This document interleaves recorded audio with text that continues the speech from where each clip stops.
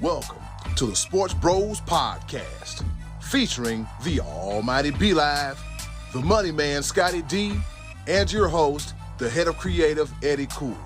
The Sports Bros Podcast, by the fan, for the fan, talking sports just the way you like it. And without any further ado, let's give it up for the Sports Bros.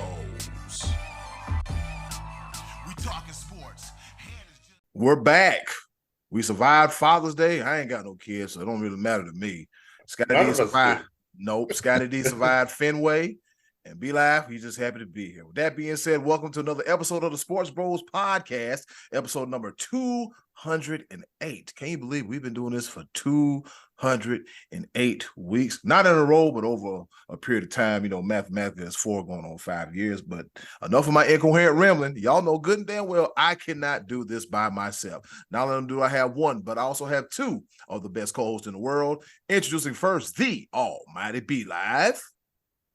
What's happening? What's going on in the world today? Let me go ahead and start off first by acknowledging the fact that it was nice to see Scottie D at the ballpark. Much appreciated that he got to see Fenway, and he didn't get too far away from his custodial duties. Wow. In Fenway, you know. Broke out the brooms and everything, whatnot. So we'll get into that a little bit.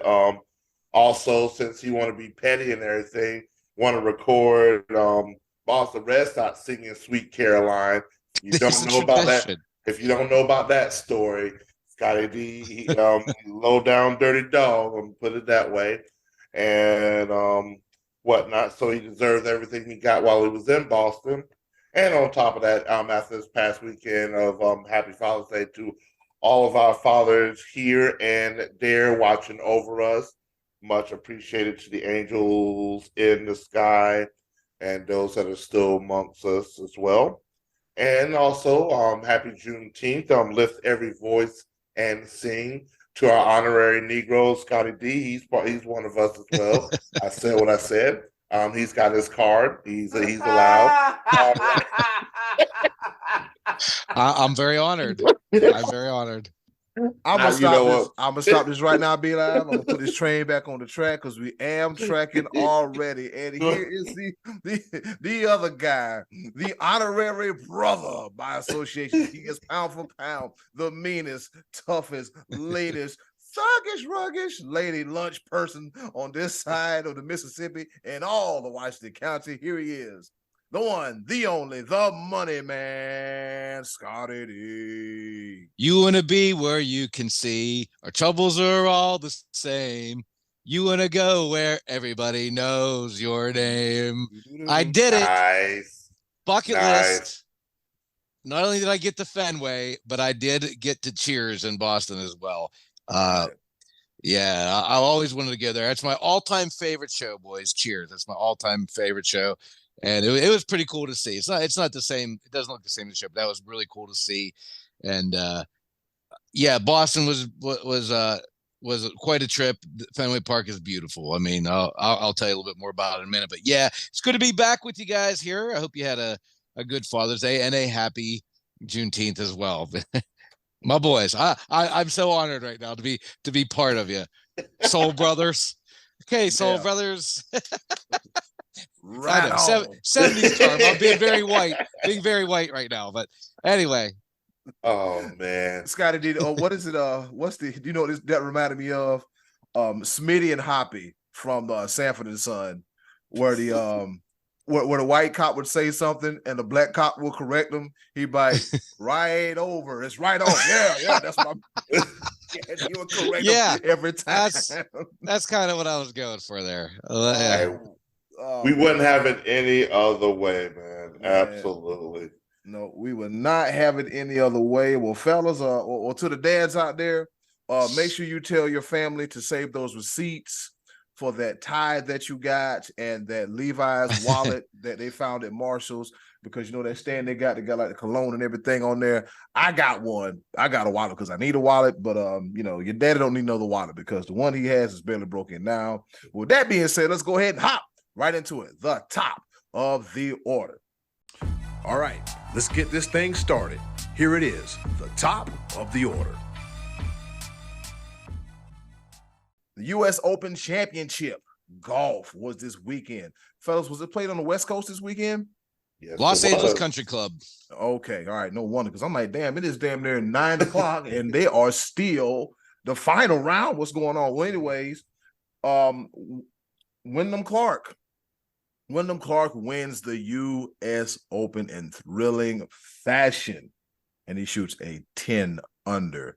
Scottie D and B Live, they were the group chat was fast and furious. Me, I was at work trying to get the hell out of there because don't nobody celebrate Father's Day like that. So, Scottie D, talk about what you saw at the U.S. Open. Well, I saw a scoreable golf course early and a tough a golf course that toughened up as the weekend went on. I think Ricky Fowler had something like 18 birdies or something until he was either tied or one off the record all time in the first for the record. Yeah, for the U.S. Open. I really enjoyed the tournament. I think I, like many people that were watching this, were probably rooting for Ricky Fowler because this is a young man who years ago was a rising star and then just never cashed in with the big win and then kind of leveled off. And here he was at the forefront playing great golf for 3 days. And after day one, I said, man, this is too good to be true. I'm afraid Ricky's going to fall off tomorrow. And then he didn't. And then I thought, wow, he got 2 days in. That's too good to be true. And then it became a reality after the third day. And then hopes just fizzled on Sunday afternoon. In the meantime, Wyndham Clark was chasing Ricky Fowler and competing with Xander Schauffele and Scottie Scheffler and Rory McIlroy. The name with the least amount of star power is the one that stood tall at the very end. I give it to credit this kid because he didn't wilt. Even down the stretch, he had a couple bogeys coming in on 16 and 17, and righted the ship. But he had given himself a cushion, and I really think Rory McIlroy, man, this is 2 years in a row he was right there, almost ready to win this thing, and came up short. I think he really blew his opportunity. I think it was at 14th hole was the par 5. And he hit an errant tee shot. He seemed to get a little leaky with his driver there towards the end of the tournament, and ended up bogeying a par 5. And a bogey on a par 5 in a tournament like this, that's trouble. And he was not able to recover from that because he ended up losing by one stroke, I think. Yep. Yeah. So that was the big. I think personally that was the big moment because at that point he got himself a little bit too far behind, and I was kind of rooting for him to. And you know what? Like I said, good for Wyndham Clark. I wasn't rooting for him because I don't know him, but you know he had a good story where he had lost his mom, and then this one happened on Father's Day, and I tell you what, give him also credit for not getting rattled on 18 because B-Live, you and I were texting each other as this was happening, but he hits his approach shot onto the green. And the USGA decides at that point, wouldn't it be nice if the entire green was surrounded by the thousands of people in the gallery? And so they just let him, the officials just let him surround. So it's chaos. And then this kid's trying to concentrate on making a putt. Can you imagine had he bogeyed that and that cost him the tournament? He was already unhappy, B-Live, because the day before his tee time started so late. And he felt that him and Ricky Fowler both dropped shots towards the end because it was dusk. You know, they didn't get the natural light of the tournament. So he's already a little bit grumbling about that. But yeah, the USGA, you got to do better than that. That just wasn't fair in that situation.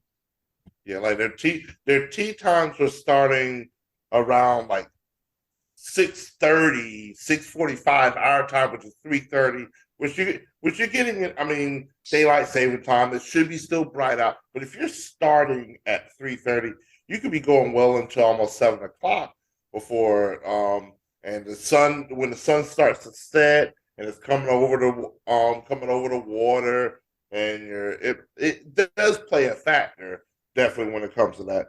What I saw was the tournament was how quickly the tables turned between Thursday and Friday, and then Saturday and Sunday. Like the cut line after Friday was +2. Which means, well, I think, what was it, like 65 players, or at least tied or at that, or above, under +2 or tied with +2 to make it to Saturday and Sunday. So it was a lot of people that were like +2 or better, but only 18 people were under par after it was all said and done. And that shows you how difficult Saturday and Sunday was. There was no big scoring, especially on Sunday, outside of, I think Tommy Fleetwood scored 6 under on day 4, but he was so far behind from the beginning. Tommy Fleetwood, the Canadian Open, going into playoff holes. But he was able to recover on Sunday and made it into the top 10, but he had a long way to go. Wyndham Clark said, hold on, players. I got this. He was up 3 on Rory McIlroy with 4 holes to go, and that was also part of that errant 14th hole by Rory McIlroy. And you can also see where McIlroy was trying his best to reduce that lead and barely missing putts, just barely. Yeah. And you know how they say with great power comes great responsibility. You know, Rory McIlroy will hit it 20 yards further than anybody else on the tour, but sometimes too much power. But yeah, putting was definitely an issue. But once again, major tournaments, they don't disappoint. I wanted to see a few more players in it, but it was essentially after like going into the back 9, especially like the last like 4 or 5 holes. It was a 2-horse race, and when Clark did just enough not to give it all the way away, because he was up 3 with 4 holes to go. Then he was up 2. Then he was up 1. Scottie D was ready to go to sleep because it was already over. And then he was like, well, wait a minute. Oh, I'm still awake. But yeah, Wyndham Clark on 18 did just enough to putt out of here. Winner, chicken dinner, and nobody got tackled on the green, spraying champagne. Right. But I don't think Rory McIlroy had a birdie like after hole 1 on Sunday or something. He just couldn't buy a putt, and he was close. Par. Yep. Yeah. He 2-putted almost. He landed on every green. I think. Yeah. The last stat I saw, like he was 14 or 15. The last stat I saw. It could have easily been 16 or 17, or 16 or 18, something like that. But he 2-putted every single one of those except for the one that he birdied on. So yeah, his putter was a little chilly for sure. And I mean, he is one of the few guys that has the power to overcome like a difficult setup of that course. And what was the winning score? 11 under or something like that? 10 under. 10 under. Okay, and those guys, Schauffele and Fowler, were 8 under after day 1. Yep. So that just shows you how tough the course got, because it dried up, it got harder, the greens got harder, and of course that rough was rough. I know early in the course in the tournament, Ricky Fowler said if you hit the fairway, you can score in this golf course. It wasn't that difficult if you could stay in the fairway, but that's always a challenge. That's what makes it interesting when these big hitters come up in these tournaments. If they hit it into that rough, then that neutralizes their power. You got to stay in the fairway. So, it was an interesting tournament, and now we'll have to see going forward. Is Wyndham Clark a one-hit wonder, or is he going to be one of those guys that sticks around the top of the leaderboards in tournaments of the future?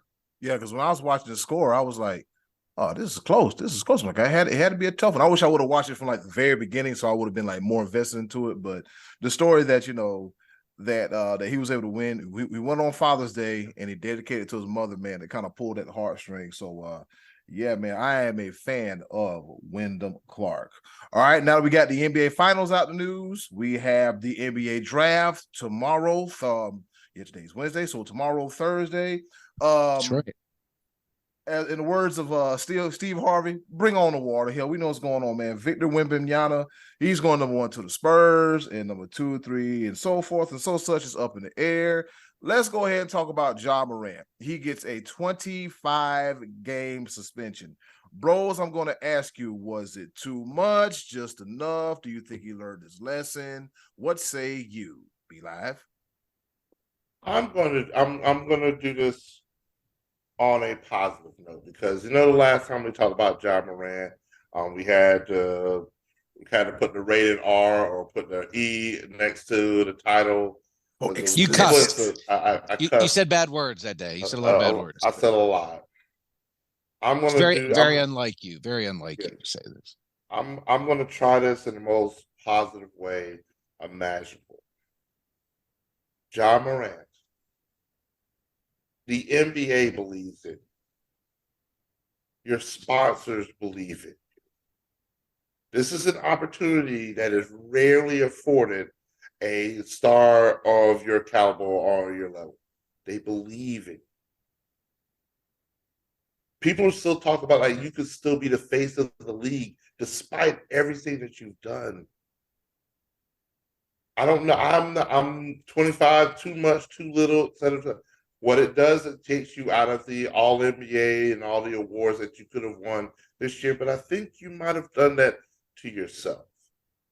This is the opportunity where you have to right the wrongs. Don't, please, for the love of God, stop. Don't give me no more Chat GPT official statements. Nobody believes that.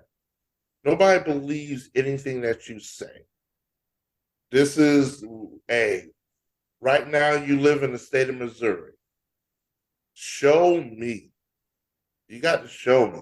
And you're given an opportunity right here, right now. People believe it. Nike is not dropping you. I could go into a nice little tirade as to why Nike isn't dropping you. It has nothing to do with them actually believing in you. It's because your sneakers sold out in the midst of all of this because people backed you. And so there's money, follow the money. Nike, I'm ashamed a little bit, but it is what it is. It's business. The people believe in you. The shoes sold out. People are basically, some people are making a statement saying, oh, it was private property. There's nothing illegal about it. Here's the thing. Kids will look up to you. Parents look up to you. The state of South Carolina looks up to you. This is an opportunity that you have to take advantage of. Too much, not enough said, I don't know. It doesn't even matter to me. What matters is, have you learned anything? Do you see the enormity of the consequences of your actions? Do you see what you can lose? Because this is strike two. There will be no coming back. Like the next time this happens, probably be a year suspension. You'll still be able to play ball, but the enormity of what you can still yet accomplish in the midst of all this. If you get caught a third time, kiss those sponsorships goodbye. Kiss all of that. You just be a mid-level player that people will forget about. They won't forget about because you know what? We ain't forgot about Plaxico Bird shooting himself in the leg, but that's a whole nother story. You don't want to be remembered for stuff like that. You have a very rare opportunity. Make the best of it.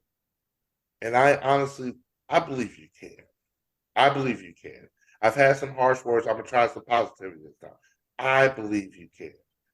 Don't make me to be out a liar. Because if you make me out to be a liar and a fool this time, the gloves are off.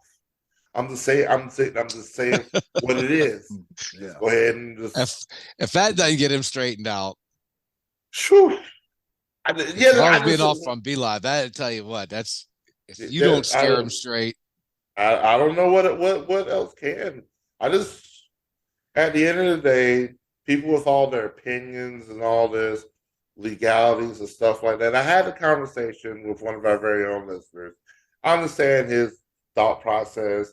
The NBA athlete, he's made some dumb decisions. People shouldn't look up to him, but people do. You're a face. Whenever you're in the public eye, you're always a representative of the NBA, especially on social media. Just don't do stuff on social media. You can do all that stuff. You like NBA Young Boy Never Broke Again. That's your favorite artist, and he has all these guns in the video. Feel free to have at it. Don't hate it. Do it in the privacy. There's no need to put everything on social media. That's all I have to say. Positive. You have a chance that is rarely afforded. If a lot of other players did the same thing you did, they'd be completely written off. John Morant, you have an opportunity. Do not waste this one because this will most likely be your last. And that's where I stand at. Scottie D, what say you? Suspension was too light. It should have been more. I don't know if maybe an entire season. That's probably a bit much. But I think more than 25 games would have gotten a little bit more attention, because it's not just these two things that happened. The conduct detrimental to the league went beyond that, and we, over the cases that we were mentioning a couple weeks ago, the other various incidents. And I'm not going to go into depth with all of them because I already did that. It's not about legality, people. It ain't got nothing to do with the fact he can legally hold a gun. It ain't got absolutely nothing to do with that. I just want to throw that out there. Yeah, and unlike what's my man's name, Henry Ruggs, who made a mistake and won't get another chance. Ja didn't do anything that bad. He just did something really stupid, and he is going to get another chance. So I hope that he's been listening to what these people will say, to the guys, the Kendrick Perkins and the Shannon Sharps, and even the gang member who said, "Bro, you don't want none of this." I hope he's taken all this in and does really smarten up and get after it, because he's an exciting young player, and if he gets his head right, and he could be a kind of a guy that could carry the torch for the NBA for a while. He could be the flag bearer, so to speak, whenever the aging veterans move on. It remains to be seen. It's just one of those things where you root for him, but until you prove it, can't quite trust it. So yeah, hopefully we're getting to a better chapter. I thought the suspension was going to be a little bit longer, but really, like, in the grand scheme of things, as far as my life, I don't care. It ain't bothering me none. Yeah. Here's the thing. Just precedent. There was a little bit of precedent. A player did get suspended 30 games for having guns in an NBA locker room. So that was Gilbert Arenas. Arenas, yeah. I was say Hibachi. Yeah. So you couldn't go above 30 because, he had guns in an NBA facility. But this was a repeat offense. This is true. But again, it was like I said, it wasn't the worst thing. He didn't go out and point a gun and shoot it in the air in a crowd of people or anything like that. It was just a stupid thing. And so if you want to say 25 is justifiable, fine. I'm not gonna argue with that number. It's young people, just don't emulate everything that you see. Just have hopefully some tact and some common sense that doesn't exist anymore. That's not what you want to do. It's not a good look. It just really isn't. What are you trying to prove? That's where I stand. Do better. Act right. Just go out and act right. Just act right. Act right. That's it. Yeah. Yeah, you said it, Scottie D. You said it right, B-Live. The 25 games, from this point, suspension is just like, hey, the NBA, we got to save face. We got to make sure that we're laying the hammer down. And I get it, and that's fine, and I understand it. Ja just has to, what he has to do moving forward is get himself around the right people that have his best interest at hand, as opposed to a bunch of yes men, as opposed to a bunch of clout chasing jabronis that just want to ride his coattails. There's no need for that. So hopefully, the thing about it is like, hey, if you like, hey, you're messing up my money, and for them to sit there and just, okay, we're gonna hit the record button.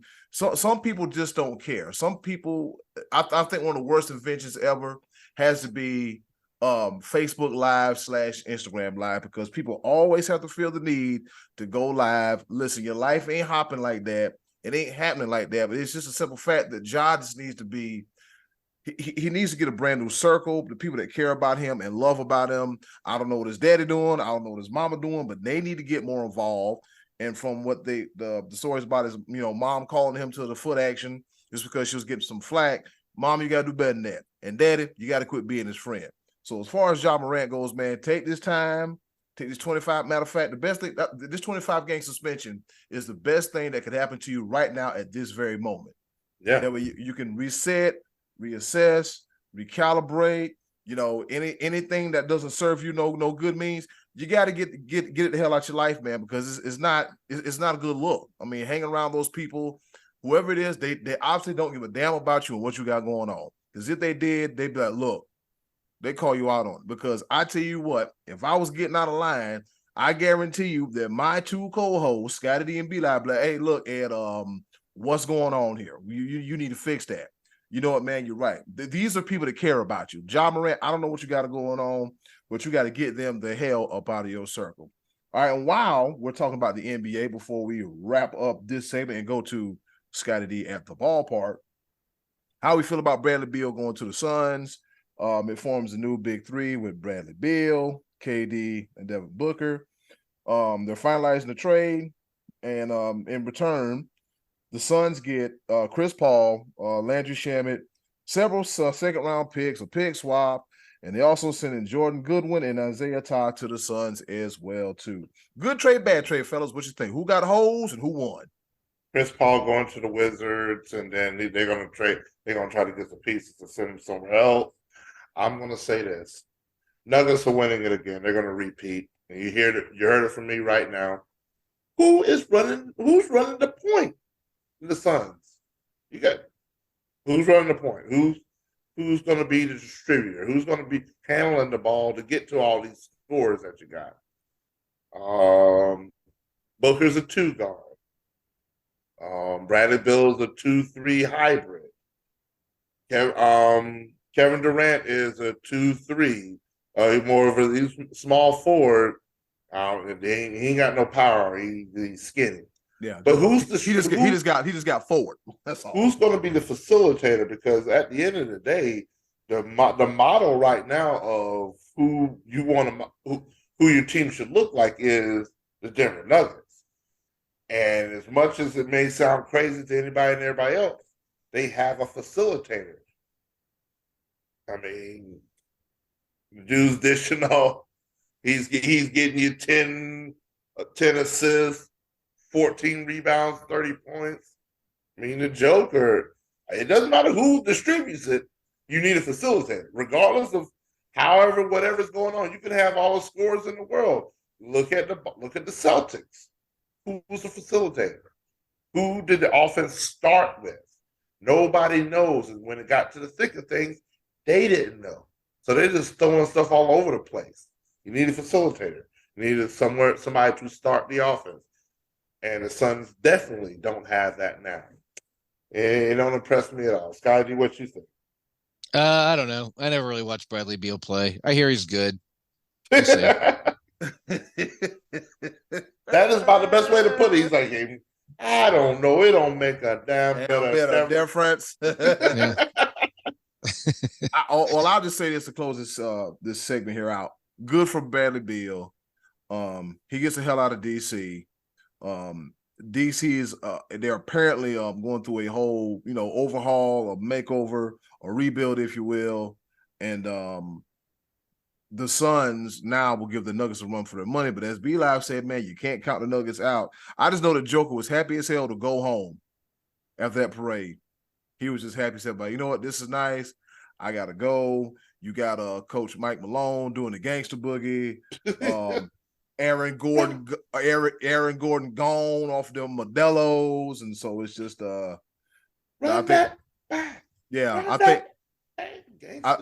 I think 10 people showed up to the parade, but I mean, it's Colorado. Everybody hiding, not paying attention.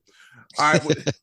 And with that being said, coming next, matter of fact, we got the money man, Scottie D, to tell us about his epic weekend in Beantown and Boston right here on Sports Bros Podcast. Back at you again right here on your favorite sports podcast, the Sports Bros Podcast. Also, don't forget to check out our YouTube channel where B-Live just uploaded the latest edition of the Lifted series, also known as the longest home runs hit in the week that was in all of Major League Baseball. Be sure to like, subscribe, comment, share, rate, review the Sports Bros Podcast on YouTube and all of our other social media outlets as well, too. I'll put that link in the description box, and that way you can get us 24/7, 365 until the boogers fall out your nose. But anyways, enough of me being silly. Speaking of boogers, hey, Scottie D. No, I'm joking, buddy. I'm joking.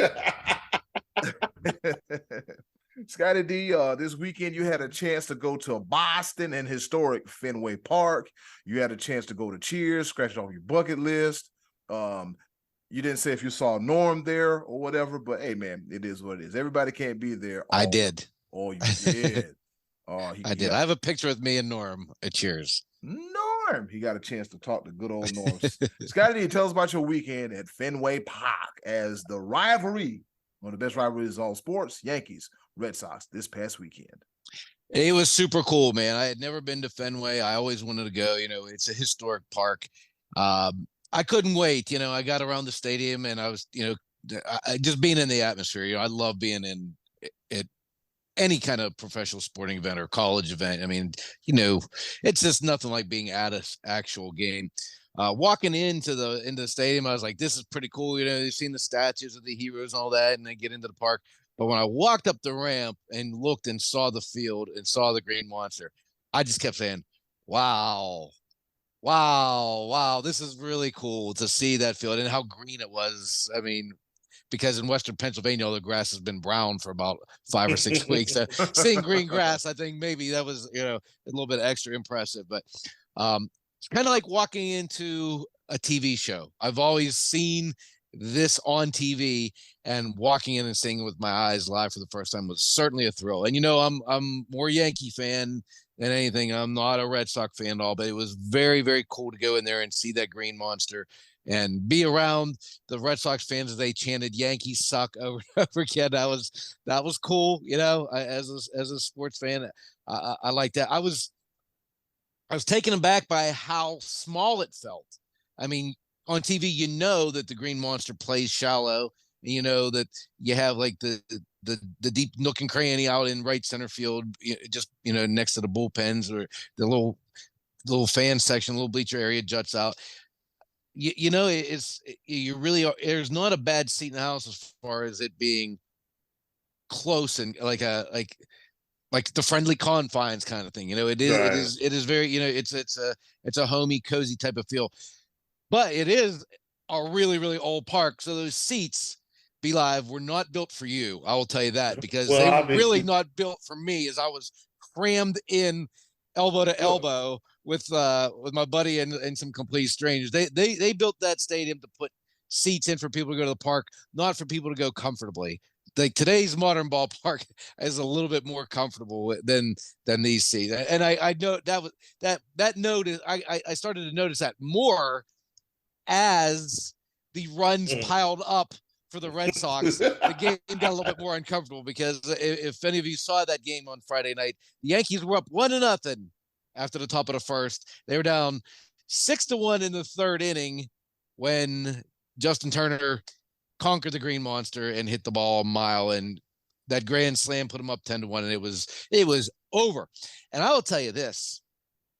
Before I get to that, I do want to say one thing was a very harrowing experience. Is pitcher Tanner Hoke of the Red Sox got drilled in the face of the ball right off the bat that night and dropped, and Turner was like on his hands and knees. And it happened so fast. I was sitting in right field that when the line drive was hit off the bat, my eyes were following the ball and continued past the pitcher, waiting for the shortstop to see if he's going to make a play on it, because it happened so fast, only to realize that I heard a second sound and the pitcher was down on his knees. And that was, I don't know if he had a fractured orbital. I think he did have some type of fracture and he had to get stitches, but he did walk off the field, and I guess he's doing okay, which is, glad to hear. But that was a little bit of a scary moment to see that.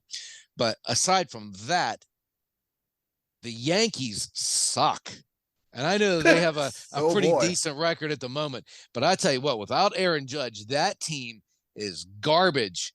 I mean, I am ready to be done with Giancarlo Stanton, who only has 4 years left on his contract after this year at like $32 million per year. That's Juan Carlo, right? Be like that Juan Carlo. Juan Carlo got to John Carlo. Yeah. He got to go. Josh Donaldson can't hit 200 anymore. He got to go. Anthony Rizzo at that time was batting 260, and he was on a 1-for-27 slump as the highest batter on the team. These guys can't hit, man. I mean, Brian Cashman doled out some bad contracts to some of these dudes a few years ago, and that receipt has come due, because other than Aaron Judge, who we don't know if we're going to see again before the All-Star break, because that toe injury is lingering on him. Without him, that team is not good at all. And the Red Sox swept them over the weekend. And I think they won 2 out of 3 the previous weekend, or 2. Bad looking Yankees team. Lots of money being invested in guys who are not producing or are not playing. Ugh. I'm gonna throw out some stats because I was watching. The Red Sox beat the Yankees 15-5 in the game that Scottie D attended. And then Saturday, rain got postponed. Rained out. Doubleheader on Sunday. Ended up being where the Red Sox outscored the Yankees 25-8 during the series, beating 3-0 during that 15-5 game. Of course, 15 runs scored by the Red Sox on 17 hits, 10 extra base hits, which was the most since July of last year. And also another stat out there, speaking of Aaron Judge, the 2 through 4 hitters that Scottie D mentioned, since Aaron Judge has been out, is batting under 100. Yep. 0.91. That is atrocious. And that's who I've mentioned: Stanton, Donaldson, and Rizzo. Yep. And DJ LeMahieu, by the way, who has not really, I guess, recovered fully from his injury from last year. He's batting around 230, and ever since he got his new contract in 2020, his batting average straight down as well. And I also want to throw out there, shameless plug. I do appreciate the head of creative, Eddy Kool, give me a shout out with my Lifted series on YouTube. I got one ballpark that's looking extra small right now is Truist Park, because 4 out of the 5 entries into this week's Lifted series came from the Atlanta Braves.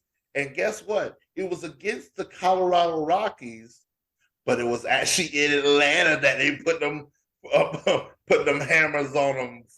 4 of them going over 450 feet. Oh, it's a beautiful thing when I get to see my team.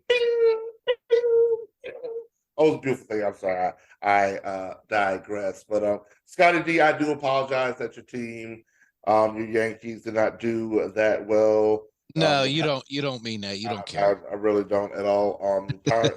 Pirates are also struggling. Scottie D's misery is my enjoyment. Yeah, well, you're having a good summer then, because the last couple of weeks, the Buccos and Yankees are not getting many dubs for me. All smiles over here. Eddy Kool, yes sir. Man, I'm telling you, I was sitting on a bar after I got off work Saturday night, and the Guardians had a road weekender in Arizona, and every time I would take a sip of beverage and put it down, there's a Diamondback putting another one out the park. I think they beat them like 12-3. It was awful. It was bad. But yeah, baseball. With that being said, fellas, as I look at my phone, because I have yet to get me a watch, guess what time it is?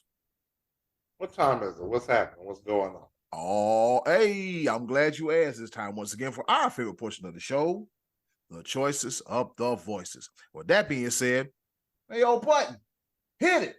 Choices of the voices coming right up on the Sports Bros podcast.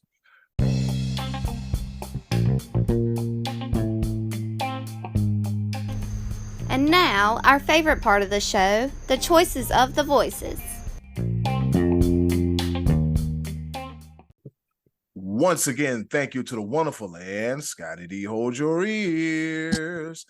Ever so loving Miss Button for introducing our favorite portion of the show, the choices of the voices. We ask you a question, y'all give us the answers. Sometimes y'all like to listen, and sometimes you do. But in the meantime, we're just having fun over here with the choice of the voices right here on the Sports Bros podcast. Also, check out the choice of the voices playlist available on YouTube. With that being said, Scottie D, what's the topic for this week's choices of the voices? This week, I believe we were running it by you. Which of baseball's newer rules that has emerged or debuted the last couple of years? There's been a lot of new rule changes since 1920, around that season, those seasons. Which of those rule changes do you like the best, and which one do you dislike the most? And we did have a few here, Eddy Kool, that chimed in on us. All right, and shout out to the Almighty Beeline for retrieving the answers, and I have them right here on paper. So, in case y'all want to know, it's on the paper. All right, so let's get it started. All right. Mark O says, I like the clock and the anti-shift rule. All right. Tony Bogan said, Tony Bogan says, what I like, the pitch clock because it speeds the game up. What I don't like is the runner on second starting in the 10th inning. This is something that should be pushed back until after the 12th, in my opinion. And Brian Livingston said, this is how you answer the question. Yep, this is exactly how you answer the question. Good old Trey Dizzle said baseball sucks, just like Dak Prescott. Of course he did. Oh man, I can't wait till football season. This is going to be great. John Wassick said, I love the clock rule. Hopefully they can work out the kinks. Even though I was brought up an NL kid, I still don't mind the DH. I'm torn on the shift. If you can dictate where the infielders are, why don't you do the same to the outfielders? The outfielders have been moved for years based on guys that can or can't pull a ball. Okay. That's very true. I hadn't actually thought of that perspective, but that is true. Like you always see from little league up to the pros, the batters are playing the tendency of, or the outfielders play the tendency where they think the ball is going to go. Mm-hmm. Now, when the infielders do it, can't do it anymore. Role change. Okay, continue. Yeah, the shift. All right, Scott Heineman gave me an essay, but here we go. All right, give us cliff notes here, Eddy Kool. All right, so he mentioned something about the it's about time some type of clock was implemented, so I think he likes that. If a game is going to take 4 hours, I'd rather see some action than the hitter stepping out of the box for 5 minutes after every pitch to fix a glove or a shoulder or a knee pad or elbow pads or their socks or scratching their butt or whatever contraption they're wearing. It's a game, not a fashion show. Also, about the time they get rid of that doggone shift. The shift takes away from the game, just like no defense in basketball. It doesn't make the game more exciting, hardly any great plays anymore, because all 9 players are on one side of the field. I've been waiting for the National League DH. Thank goodness we don't need to see pitchers hitting. All in all, I like what they've done to baseball and try to make it faster and better. It doesn't take away from it being baseball. Okay, well, not as long-winded as I thought it was. All right. All right. Matty Ice Martin Tracy says, I hate all of them bastardizing the game, making it bad. The exact opposite of what Scott Heineman just said. So, yeah, here we go. Yeah, he said if they want to make baseball more exciting, again, don't test for drugs. I mean, to be honest, how exciting was the Sosa McGuire battle in the 90s and watching Super Bonds destroy the home run record? I know it was for me. I like it. Man. I like it. I said that for years. I said that for years. I said if you want to make baseball more exciting, drug test them. And if you're not on anything, you're suspended. You have to get on steroids to hit the ball far, and that's the way it's got to be. Sorry, Derek Jeter, you're suspended. Your urine sample came back clean. Yeah. How dare you speak of Ken Griffey Jr.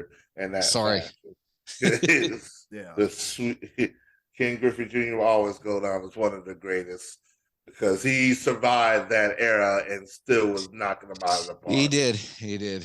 Somebody it was exciting. Yeah, it was exciting. I saw somebody with a post on social media the other day was talking about, was Ken Griffey really as clean as we think he was? Well, if he was on the juice, he did a bad job of it. I mean, he did a horrible job of it. He had to, I mean, look, Ken Griffey was not on the juice. It was genetics. Good old genetics. What do you mean he was bad at it? He's still not, 650 home? I want to say he's 4th, 5th all time or something like that. Well, he's not that high, I don't think. But what I mean by that is that the big year that Bonds had, I believe it was the year he broke the record. The first month or so of the season, it was like Bonds, Griffey, Sosa, where they were all like hitting homers every day. Well, Griffey just couldn't keep that pace up, so he faded down as the season went on, while Bonds and Sosa just kept hammering long balls. That's all I really meant by that. I mean, Griffey didn't have any of those that significant record-breaking season like those other guys. Ken Griffey was 7th with 630. I think he did pretty good for himself. Yeah, he did. I think he did. Put him on juice. That's what I mean. If you put him on juice, he's probably number one all time. So breaking every record. That's what I mean. He wasn't on the juice, and if he wasn't, he didn't do a good job because he could have done better. Could have done, extremely horrible. So yeah, I don't know. I'm gonna find out what that post is, and I'm gonna send it to you guys back. Look at this. Look. Somebody look at this. Somebody look at this. All right, our Hall of Famer Uncle Maxie says he likes the pitch clock. He still don't like the designated hitter. I was talking about the designated DH. I was talking about the designated hitter when it was instilled years ago in the American League. Pitchers should have to bat or sit down. Should have to bat or sit down. They are sitting down. They're sitting down now. I guess he's saying one way or the other. I don't know. Okay, pitchers should have to bat or sit down. Meaning don't play at all, I guess. I guess so.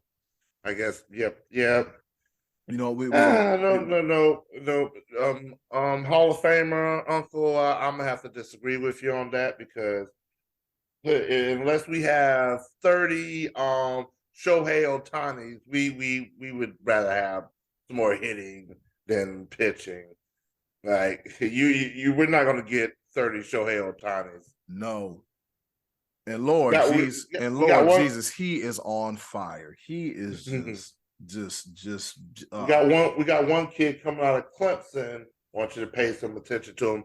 Chase Bryce. He is leading. He did lead Clemson in batting and pitching this year. Just want to throw that out there. You know what I'm saying? All roads lead to Dabo and the athletic department, baseball coach. All right, cool. Yeah, go ahead. Amtrak, do something. Is that all? Is that all of them? I knew I smelled something. That is all of them. Moving right along, we got Jonathan Wood.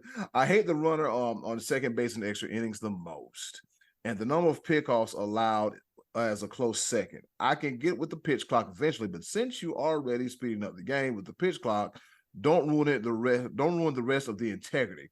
As far as a rule that has been around for a few years now, that is the absolute worst change in my opinion. Is that Buster Posey rules that catchers can't block the plate and you can't blow them up anymore. If you aren't tough enough to be a catcher, then find another position. Yeesh. All right. So Josh, there was and the reason why there was a discussion between a couple of other of our listeners. So they were responding to Jonathan Wood with the next few entries there. Josh, Jeffrey, coming up in just a little bit. Yeah, it was Josh, Jeffrey. It was just Josh, Jeffrey, and Jonathan. Josh Baker said, I agree with all of this.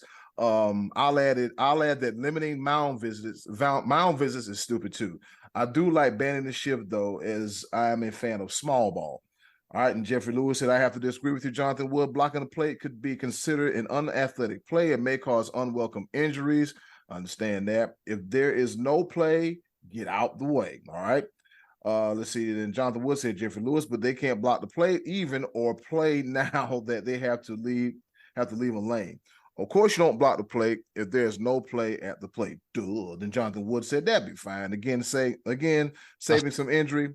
Maybe they need to utilize their replay cameras more. All right. So finally, B-Live, I think this is Jeffrey Lewis gave us one big one. He said, let's all agree we all love sports and playing them as well. But sometimes our unsung heroes are our coaches. Coaches who, what, where, when, of why of sports without proper coaching and frustrated coaching. I believe that our game would be a little bland. Does anyone agree that a full wide receiver play and similarly Major League Baseball defensive shifts add some excitement to the game? These are like the heart of the game. Limiting our coaching is limiting our players. I just like the restrictions on using positional pitchers. I'm sorry. This is a damaging and to an extreme could be considered inhumane. Neither am I a fan of the shift limitation. Again, we limit our coaching, we limit our players. On the other hand, I'm okay with bigger bases, although I would have voted home plate to be bigger as well too. And I agree. And that's it for the choices of the voices. I'm gonna throw something out real quick with Jeff's last statement right there. Because I don't know what you call it, an oxymoron or basically, or he's just being a moron. A 4 wide receiver play, and similarly, the defensive shift adds excitement. How does the shift add excitement? I don't see. I think it takes away from the scoring. It takes away from the hits and the runs. When the 4 wide receiver play in football, I guess they were saying. I guess there was a time where you could have 4 wide receivers on one side or something like that. I guess that's what he's. Okay, now I reread that. Either way, he's silly. I'm gonna say this. I'm gonna go ahead and institute my answer into this while I say this. The shift had to go. The shift just something. I like analytics to a point, but when you literally are just like, all right, we know this guy's going to hit over here, so we're just going to load everybody over there. I just like it takes away from the athleticism of the game. I think hey, you still got 2 people over here. You can bring come on. I hate it when I started seeing everybody start shifting over, putting somebody in the outfield, and you see the guy hit it up there. He now your batting averages are at an all-time low because pitchers are just nasty with it, and now you're throwing a 100-mile-per-hour fastball. Not too many hitters can still take it the opposite direction. It's just ridiculously tough. So now it made for baseball to be boring. Oh, that's a cop out. What do you mean it's a cop out? I mean, the ball can be hit the opposite direction if you learn to do it, but everybody wants to swing out of their shoes. It's not the defense's fault. It's smart to shift. It's smart. I mean, if you know Steph Curry's going to shoot a 3-pointer, you go up and guard the line. You don't drop back into the paint and let him shoot it. That's smart defense is to try to guard the. 2 and 10? I'm not. I'm talking playing defense in the NFL. If it's 4th and 1, okay. I like where you're going with this. If it's 4th and inches, what do you do on 4th and inches? Do you stack the line or do you put 5 safeties back? You put 5 defensive back. I'm going to punt. No. Here we go. But these same rules apply in football and in basketball. The same ones that you talk about. On the same field goal that you talk about, you can only have 6 people on one side of the ball. It's the same thing applies. You're in basketball. There's certain things that's illegal defense. Those things still apply. You can't just sit around and just. They're rules for a reason. Illegal defense in basketball, 6 people. You can't have 7 people on one side during a field goal. So those rules all actually do translate into other sports. But you're allowed to put people on the line, though, right? If you think the quarterback's going to sneak the ball, are you allowed to put more people on the line? You're allowed to put people on the line. You're allowed to play. That's playing defense. But you cannot put so many people on one side to block the kick or do something like that. It's the same thing. It's not whichever way you want to talk about it. There's certain things you cannot do. You can't jump over the line. You can't. Yeah, you can't. But you can't take somebody. Okay, that would be the equivalent of allowing a player to come in and block the hit. But that's what I'm saying. There are rules in place for a reason. The shift, all it did. Yes, it's coaching, it's strategy, but it took away the athleticism of the game. Really, if you really want to talk about it, pitching got a lot better. You saw the batting averages go down with the implementation of the shift. It's not just because everybody. Because it was smart. You started playing smarter defense, and as soon as that happened, and the offense couldn't adapt and counter it, then you changed the rule to give more offense. That's exactly what happened. But I look at it this way. There's certain things you can do, certain things you can't do. I think getting rid of the shift is amazing. You can have your own opinion. You gave this 4 to me. I'm going to take it. I agree with you that the shift sucked. I didn't like it either. Okay, that was your question. But it's not sound to now if you're playing third base and you know the ball's going the other way, you can't do anything about it. That sucks. That's stupid. Like I said, I like straight up baseball better. I just think that's a terrible rule to put in because what you have now, instead of adapting to beat the other team, you just say, no, we're not going to let you beat them. We're going to make it easier on you. Once again, there's certain things you can do in sports, certain things you can't do. The shift now is once again something you can't do. You can't stack the line. There's certain things you can't do. You can't set a moving screen in basketball. As much as you want to, you just can't do it. It's in the rules. It keeps the integrity of the game. All right. That's one of the rules that I'm so very happy about, is them getting rid of the shift. I have done a lot of thinking. One rule that absolutely has to go. I agree. Who said it? I think it was the first person that said it. Tony Bogan said that the runner on second should be pushed back to the 12th. I 100% agree. I kind of like that idea. I like that idea very much so. Meaning I dislike the runner on second right off Jump Street. I think let's give me a couple more extra innings of just natural extra innings, and then let's get into, because I think almost every other sport does it. I mean, they might shorten the clock or whatever. Something like this. I'm gonna tell you one thing that I have switched slightly on something that I was unequivocally behind, and now I'm gonna just tweak it just a little bit. The pitch clock, I think it's too short. I like it, but the baseball games I've seen, they've been awkward. It's been feel rushed. They feel rushed. It feels so awkward where you don't even get the slight second of just a slight readjustment. So you just back up there and you're just swinging and stuff is just loose and you ain't really getting your bearings and everything. I'm glad that the game is faster, but it does look awkward. And I think just a slight tweak. Instead of 15 and 20 seconds, maybe 20 and 25 seconds.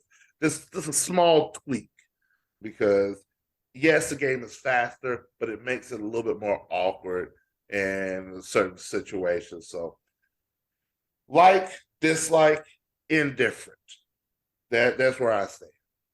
And I'm still right. I like your take on the pitch clock, because I felt that way too. And actually, while I was at the game the other night, there was a situation where Boston hit one of their 50 doubles of the evening, and the crowd's going nuts, and the ball comes back into the pitcher, and there's still a buzz and excitement, and the pitch clock has already begun. And I felt like you said, you almost need like more a longer beat to like absorb that moment, so to speak. You know what I mean? It did. It felt. I feel like they're just trying to rush to get the game over with, and not everybody wants to rush and get the game over with. In certain situations, yeah, I think it's helped. It seems like more people like it than don't like it. That it's created a quicker pace, a quicker flow. I wish the players would have taken it upon themselves to speed the game up themselves, so it didn't come to this drastic measure. Like I wish that they were playing at a better pace without being timed, without having to look up and say, "Oh man, I better hurry up and and throw something because my catcher and I we're not agreeing, but I don't have time to shake him off." You gotta keep it moving.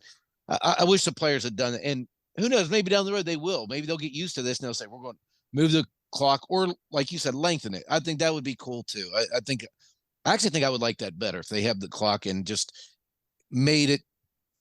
Whatever you said, a few seconds longer. 20 seconds without a runner on base, 25 seconds with the runner on base. Right now it's 15 and 20. Sure. I think just that little bit of time. Game's still shorter than what it was, but still gives you just a little bit more. And I think you would get just better quality, because sometimes it has gotten a little just rushed and sloppy. Yeah, I think so. I feel like it's rushed at times for sure. And being there the other night, that's the first time I'd seen a game live with the clock. And honestly, I didn't notice it a lot. Like I didn't find myself watching the clock very often. But yeah, I think it does rush it just a tad bit, but I do think that it has its merit. So I don't hate on it as much as I said I was going to in back in preseason when they were instilling it. The one that I like the best, I think, of the last several years is the DH. Going universal with it. I always thought it was cool that the leagues had a little something different to make them each unique, but I do think that the time has come, and I know baseball purists hate that, but the game has become more specialized. It's evolved into a more specialization, other than Shohei Ohtani, there ain't many Babe Ruths out there that are going to be able to hit and pitch. And at this rate, not even a lot of guys who can have the ability to be relievers and starters. So it's so specialized that why do I need to see Clayton Kershaw step into the batter's box and flail away? Or, they're perfecting their craft, the pitcher. That's their job, is to pitch. I never watched Tom Brady go out and play defense. That wasn't his job. His job was to throw the ball like the pitcher. It's to throw it and not hit. So I do like the DH, and I wasn't sure that I would, but I just felt like the game evolved enough where the time had come to make that universal rule. For some reason, this one really bothers me a lot, and it's the rule that they made where a relief pitcher has to pitch to a minimum of 3 batters. Again, I just feel like that's altering strategy. Where if you used to go with lefty matchups and you make a change. Again, what's our hurry? What's the hurry where you have to say, oh, you can't go make another pitching change right now. You have to pitch to 3 guys and then you can make your change. I feel like that's drastic. That I think there was a lot of drastic move with that one. I'll agree with you on that one. That's not taking that much longer to throw in another relief pitcher, and on top of that, that's one less pitcher that you're able to use later. But I just don't like things that are good strategy with baseball that I've watched all my life. All of a sudden, you're not allowed to use these strategies just because we want the game to go fast, just because we want Joe Schmo who watches 3 games a year to watch 6 games a year. I just feel like it's a lot of that. So I don't know that one. The bigger bases, that doesn't bother me. I heard was it Jeff Lewis said that they should make home plate bigger. Yeah. Because they catch things. How are you going to run a strike zone with a bigger home plate? That kind of alters the strike zone. Good answer to that. Good answer to that. Because I think he's not thinking of the strike zone. He's just thinking about like being able to get to the plate. Yeah. Yeah. So, but that's. Every now and again, you want to see somebody get ran over, but I think it's better. Well, you invest too much money in these players now to have some guy who's pinch running because he's batting 150 come running and knock your catcher out to score a meaningless run. Lay him clean out. Yeah, you're investing too much money in a catcher. That's a valuable position to have him get knocked over. I mean, it used to be cool to see the collisions of the plate, but like Buster Posey when you got his season ended over something like that, and you go to the ballpark, you spend your $120 for a cheap ticket to see Buster Posey play. That's some things must evolve. This smash mouth, but some things just have to evolve. Eddy Kool, what say you? Yeah, what do you got, Eddy Kool? What do you like? Yep, and that's one of them, man. I'm really glad that they instituted that rule. Hey, no, you can't block the plate because didn't Buster Posey get hurt twice doing that? He may well have. I know at least one time. I think it cost him his season. Yeah, I think I remember he got his block knocked off real good. It's like, you know what? I'm okay. I'm gonna have to roll with Tony Bogan because I like the pitch clock. I think it should be like B-Live said. I think depending on the situation, runner on base 25 seconds, no runner on base 20 seconds, because as you said, Scottie D, they're hitting doubles, they're celebrating, it's kind of and it's a whole lot going on. And like to hurry up and speed up to the next play, I get it. We live in a microwave society where the average attention span is 8 seconds, which ain't good, but that's where we're at now. But so we just have to figure out how to extend the pitch clock, but still keep the game, enjoyable opposed to looking clunky and awkward. The runner on second base, start the 10th inning. I'm not a fan of it. I'm not a fan of it because I like organic baseball. You know what? Work the count. Take a few foul balls. Be down, have a, take a 3-2 pitch and boom, and then get on base and then move. I like home runs. What team did it. I like home runs, but I also like run manufacturing as well too. Yes. There was one team, I forget who it was, that they would religiously just first batter up, bunt to move the runner, bunt, sack, fly. You've got to run just like that. I think you need to earn it just a little bit more than that. Just I'm just throwing that out there.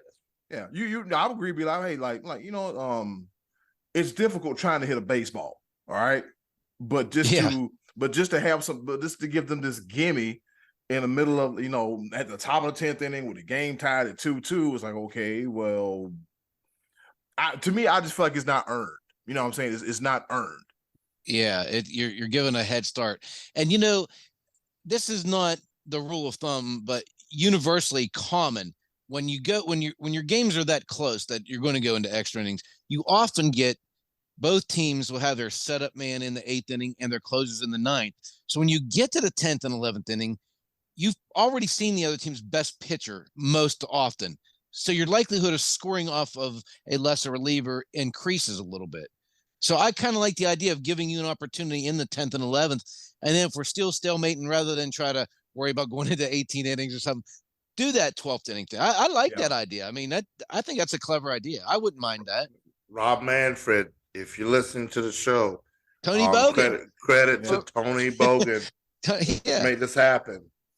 Yep, Tony Bogan. See, there you probably can't see it, but if I can, well, you can't see it, but that's him right there, Tony Bogan. Tony Bogan is bright as hell. And that's it for another edition of the Choices of the Voices. Scottie D, what's on Tickety Tap for next week? All right, which athlete, past or present, did you think was really, really cool? Not necessarily for his performance, but the way he carries himself, the way he acts on or off the field, whatever your definition. Give us one or two of who you define as the coolest athlete that you've seen. And that'll give us something to talk about next week, Eddy Kool. Hey, coolest athlete, Eddy Kool. I'm working at the Cool Cat. See how all that comes together? All that comes together. See, cool with the cat. You shouldn't have this much hate and disdain in your heart. It's not healthy for you. It just ain't, doggone it. All right, come back after this. We got a round of pepper. You know how we do it. Ain't nobody sneezing. Goods on tight if you're thinking about it. But we'll be right back with some pepper right here on the Sports Bros Podcast. Yeah. Yeah.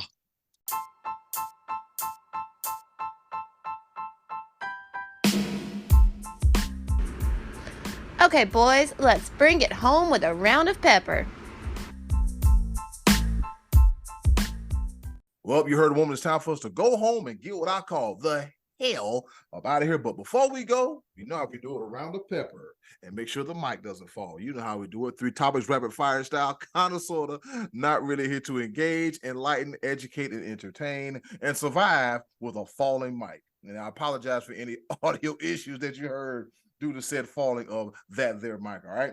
With that being said, I'll go first. On this day in history, back in 2022, aka last year, Shohei Ohtani has a career-high 8 RBI in 11-inning, 12-11 loss to the Kansas City Royals.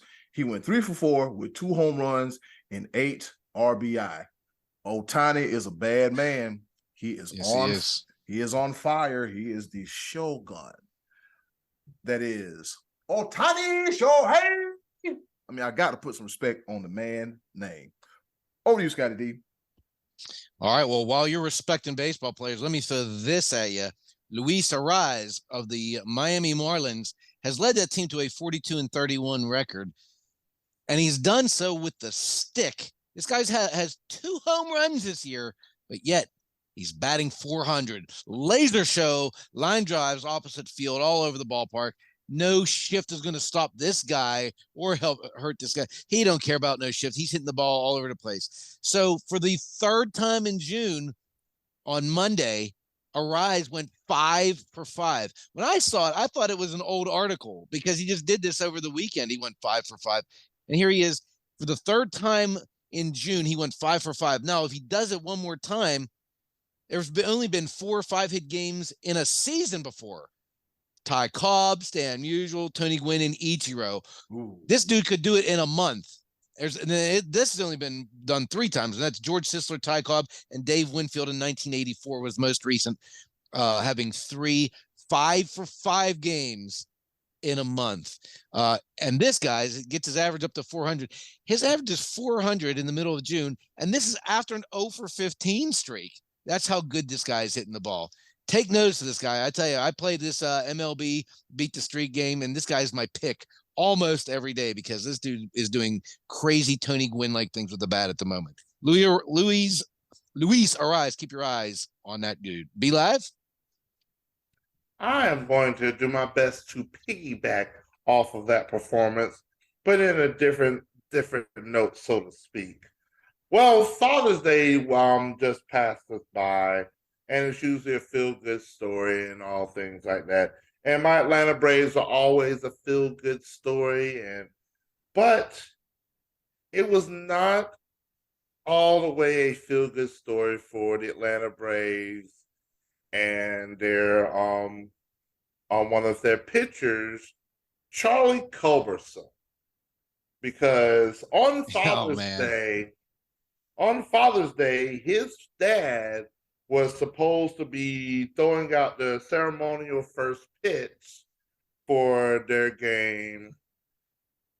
But see, what had happened was, oh boy, Charlie Culberson was designated for assignment earlier that day. And so they actually sent him packing, and also his dad, because his dad was going to throw the ceremonial first pitch. And so they went I shouldn't laugh. And this too. Well, boy, it ended up okay though, because instead of Charlie Culberson's dad, ended up being Michael Harris Sr., the father of Michael Harris II, that handled the first pitch. And then Michael Harris turns around that Sunday and goes 5 for 5 in his own performance in front of his dad, with a home run to boot, one his longest of the year as well. So Michael Harris did show out while Charlie Culberson was sent away on. Come on, Braves. Wait till Monday. At least. God. At least. An example of not acting right by the Braves front office. Yeah. They needed a catcher. Sean Murphy's injury. They needed a backup catcher. You gotta wait till Monday. You can't do that. Father's Day with his dad supposed to throw the first pitch. Eddy Kool, the ball. Just imagine, they done told everybody. They got the whole neighborhood watching. The family's got to be there. The family had to be. I'm saying, like the family, they probably got they probably got a big family. They probably got 50 people. Don't run out of the whole damn section. Oh yeah, Charlie going back down. He got sent down. Huh? Ooh, boy. Yeah, but anyways, so here we go. All right, moving on to my second pepper point. Fellas, his name may be familiar, may not be familiar, but Tony Snell. He was a former basketball player in the NBA. He graduated from New Mexico State. He had like a 10, 11, 12, 13-year career. I can't remember. Well, news broke last week that former NBA forward Tony Snell revealed that his son's autism spectrum disorder led to his own diagnosis. All right. Now, during his appearance on NBC Today on Friday, Snell said his 2-year-old son Carter was tested and diagnosed with autism after he and his wife Ashley noticed that their toddler was developmentally delayed. By 18 months, he wasn't talking, and he was doing a lot of stimming movements. He told Craig Melvin. He said, and after finding out that it came from Tony Snell, he said, it made my whole life, everything about my life so much, everything made sense. It was like clarity. It was like putting on some 3D glasses, he recalled. So shout out to Tony Snell for getting through his NBA career, not knowing that he was diagnosed with autism, and well wishes to him and his son Carter. So yeah, just imagine being 31 and finding out, hey, you're on the autism spectrum. What? Yeah, so self-diagnosed. That's crazy. Yeah, ain't that something? No, I think he went. No, he got tested. I forgot. I let that part out, but he got tested. Hey, well, he tested though because he was basically seeing the same type of diagnosis that he was having. Yeah, he was seeing the same signs. So yeah. So I mean, think about it. We just witnessed a guy that's on the autism spectrum have a 12-year career. So anything's possible as long as you pray to the good Lord and stay positive. Over to you, Scottie D. All right. So recently, over the past weekend, in the world of mixed martial arts, Jared Cannonier was just punching the dickens out of Marvin Vettori, and Conor McGregor was doing whatever he was doing in the bathroom, and after beating up a mascot, being nasty.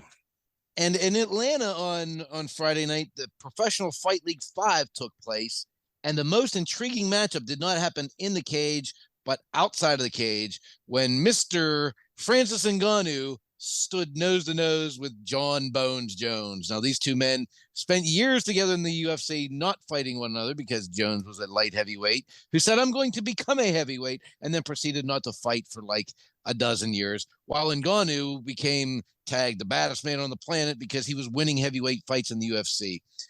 Very funny how that worked out, that John Jones was squabbling over money and couldn't get happy with his contract. Francis Ngannou then became unhappy with his contract. It ended and he left. And that's when John Jones signed his contract and talked about loyalty to the UFC. All this, and you can't get these two guys in the same cage because they have contracts with different leagues. Well, you know, John Jones, I hear all the time, is being described as the greatest of all time, and yet he's fought once in 5 years and seemed to not be able to pull the contract on a contract signing while Francis Ngannou wore that championship belt that he now has. Greatest of all time. I don't know, but it looks like we missed out on one of the greatest matches of all time. John Jones and Francis Ngannou, not happening soon. Be Live, over to you. Well, speaking of different leagues and just can't get right and whatnot, well, this dude can't get right in either league. Antonio Brown, AB, they're the same person, regardless of what he might try to tell you. But Antonio Brown has been off and on about how he owns an Arena League team, or he doesn't own an Arena League team. AB is the owner, who is a different person, which isn't a different person, but it is. Well, either way, both Antonio Brown and AB don't know how to pay their bills. Jesus Christ. And therefore, because Antonio Brown and or AB failed to pay a required fee or a fine from the National Arena League, the Albany Empire has been kicked out of the National Arena League. Antonio Brown just took over this team a couple of months ago. The coach quit because the coach didn't get paid. And now the league is kicking them out because they can't get paid. Antonio Brown, I don't know even how you get right or do better, because Fantazi Perfect just, daddy, woo, he hit you. Because you just ain't been right since. Eddy Kool, the ball. I saw this interview where he had his shirt off and he was talking. Yeah. And I tried. Now, I am a college graduate with a bachelor's degree in journalism and mass communication with a minor in communication studies at the University of Arizona Global Campus. Go Wildcats. I still can't put together what the hell he said. So I've stopped. I stopped. Nobody can. We just. I think I hate to say this, but the boy got CTE, and it's showing. I think he's on the assism spectrum. Yeah. You're right. Heavy on the assism spectrum. All right. So for the past few weeks, I've been talking about Zion Williamson, and ever since his gender reveal of his beautiful baby girl will be coming up.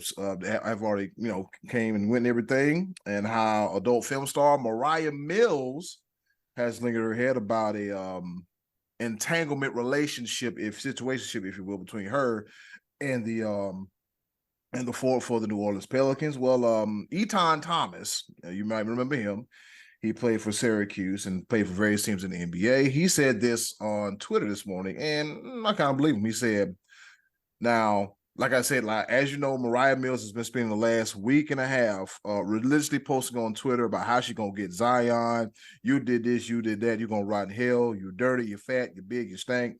And Eton Thomas had a really interesting point. He said, number one, if the roles were reversed and a man was doing that to Mariah Mills, when she's doing to Zion, he would have been arrested for harassment 1,000 tweets ago. And number two, he says, if you are a coach, parent, big brother, friend, etc., you're not using this Mariah Mills situation as a cautionary tale for young male athletes or just young men in general, you are failing them. Now, some of Mariah Mills' tweets were salacious, explicit, you name it. I'm going to find a one that's suitable for read.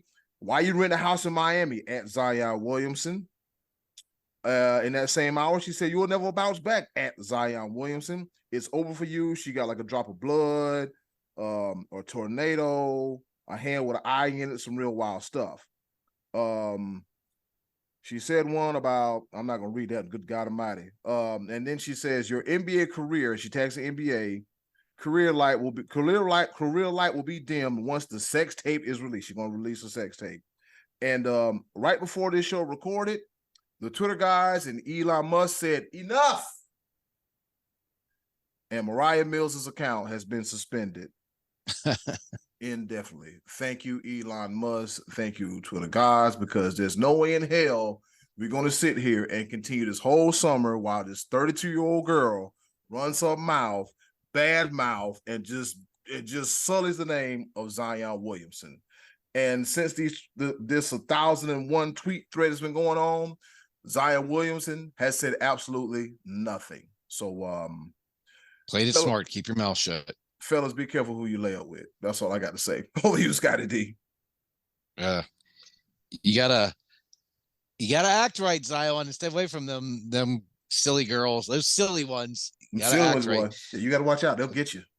Yeah, watch out for silly. And speaking of not acting right, this past weekend in Pittsburgh, Bob Huggins, head coach of the West Virginia University basketball team, was arrested for DUI. This happened to him once before as head coach of Cincinnati back in 2004. Last month, he used some homophobic slurs multiple times during a radio interview. And at that time, I said, that dude's drunk. You ain't saying those things unless you had a couple adult cocktails. You can't be that silly in this day and age as they just go on the air and broadcast homophobic slurs. You just can't do it. I said it. I think the man might have tapped into a couple cold ones before doing that interview. Huggins retires 8th in NCAA history with 934 wins in 41 seasons as a head coach. Last year, he became an Naismith Hall of Famer, and he had 2 Final Fours in 26 tourney appearances. I'm not going to make excuse me. Sorry about that. I'm not going to make fun of this guy for this situation because I myself have found myself in a little bit of trouble in the past for this. I hope what happens is he retires, resigns, gets things right with his family, and moves on to have a happy, successful end of his life. In the meantime, Hall of Famer, congratulations on a great career. Get yourself right, Coach Huggins. Be live. Over to you. Almost feel bad for my third and final pepper point, but I don't. All right, and as you know, I've incorporated my third and final pepper point with my weekly segment I used to do called "What Happened." Well, life in the world that we live in, as we know it, I believe from time to time there's certain things that get us closer and closer to slipping to these 7 circles of hell. and I think it has become official. Scottie D, this is gonna be in your wheelhouse for 2 different reasons. Not the hell part, because you're an upstanding citizen and a person, and I love you like a brother. Thank you, sir.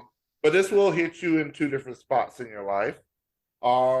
First of all, and on the 17th of this month, the Special Olympics kicked off in Berlin, Germany. And I'm not saying that he's special. I'm just being terrible. But the Special Olympics kicked off in Berlin, Germany. June 17th is going to June 25th of this year. Why would I mention the Special Olympics? Because an influx and in a movement that's been going on for the past 5 years, where the United States Supreme Court ruled that allowed states to set their own gambling rules. And so now sports gambling is now available. A new market has opened where people can now place bets on the Special Olympics. Oh, why not? Hell why no. not? Why not? Wow. When any person in their right mind gamble on these Special Olympics, Wow. they're saying that it will garner more interest in the events, and you can gamble on what countries will get the most medals, and then there's certain events that there's certain events that you're not going to bet on, but there's still events that you can bet. They're placing Special Olympics odds on certain things. Why? Just please, people, don't bet on the Special Olympics. Just don't. What? We go we as a world, as an earth, are going to hell. Why is they going it's competition. It's competition. What can I tell you? Don't try to justify this, you Scott is an avid gambler, but please don't. Please, Scott, for the love of God. I'm not an avid gambler. I dabble a little. That's why they call him the money man. And don't ever owe him money, because you'll be missing your thumbs. But yeah, just don't bet on the Special Olympics, please. It's not. Why? I wouldn't even know how to bet on that. Like, how do you do that? The United States has more athletic special people than other. Come on. I'm not doing that. I would rather bet on the little kids down the street that's just playing for fun. Oh Lord. We got all our peppers out the way because I see where this is going and I don't like it. Just a quick shout out and prayers to Deion Sanders. He might be going from 10 toes down to 8 toes down to 5 toes down.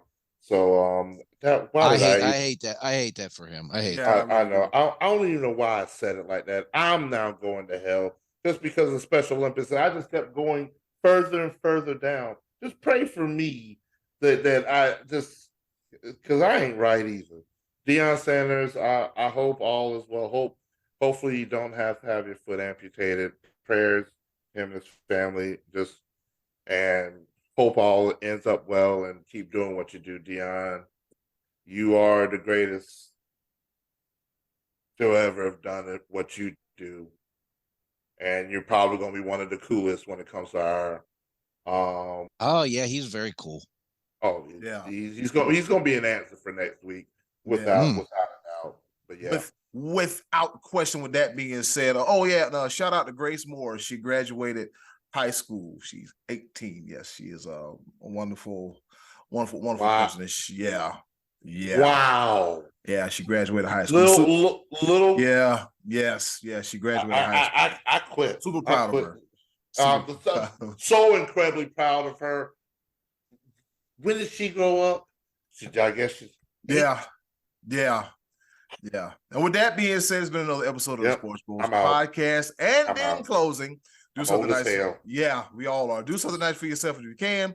Do something nice for someone else. They'll greatly appreciate it now more than ever. Do your best to be a blessing instead of a burden. This is the Sports Bros Podcast. Be Live, take us home. Don't bet on the Special Olympics. Yes, sir. You're gonna go where everybody knows your name. I'll be at Cheers 2 on Wednesday. Cheers 2 here in Fayetteville. Scott was at Cheers, the original Cheers. I got the duplicate version. It really isn't duplicate, but I got to go. Yes, sir. I'm going to cheers this water. Y'all be good. Thanks for watching and listening to the Sports Bros Podcast. And fellas, avoid all women that are like Mariah Mills. Because, boy, if you saw these tweets, good God. Hey, it's Eddy Kool here from the Sports Bros Podcast.